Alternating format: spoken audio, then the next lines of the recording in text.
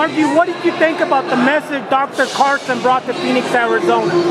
I thought he explained several very complex issues, and he explained it very simply and very logically.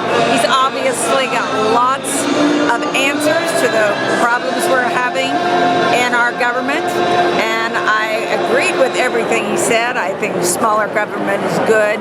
He obviously has a real good knowledge of medicine and how to handle the Affordable Care Act and change it.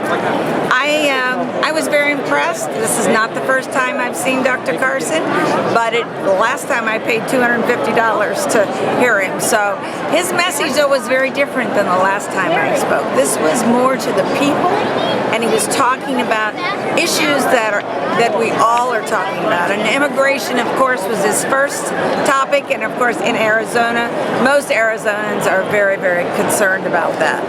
So he's obviously a very talented man. I've read his life story. He is somebody that has lived in every socio-economic level, and I think because of that, he can understand all the people of the United States, and I think he would make a fabulous president. I've given money to him before. I'm going to give him some more, as much as I can afford, because he seems like the only sensible person, and yet he is kind and compassionate. He's not screaming and yelling. He's got a logical answer for every issue that you put forth to him, and yet he's a very kind, good man. I think Ben Carson, I said all along, I thought he was going to win, even when he was 10th in, but I think he's right. I think he's going to win next year.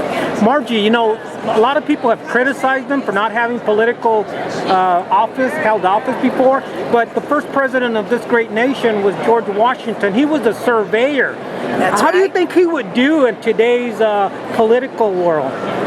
Well, that's something I need to think about, but probably he might do okay.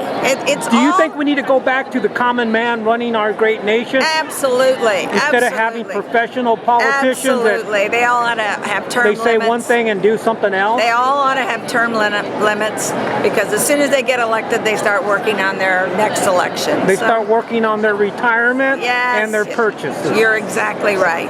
This is refreshing to see somebody who is not political. And it's also interesting that the two other main contenders, Donald Trump and Carly Fiorina, also have no political background. So it sounds like the people are ready for a change. For a change. A change. Thank you, Margie, and God bless you for your comments. I really am impressed by what you said, and I agree 100% with you. We need to take the nation back from the politician and give it to the working men that care about this nation. And didn't Ben Carson say that? And Absolutely. Say it very, very I have eloquently. a lot of respect for Mr. Carson. Yes. I think he's a godsend. He is. Thank you, Margie, and God bless you. Thank you. Bye-bye.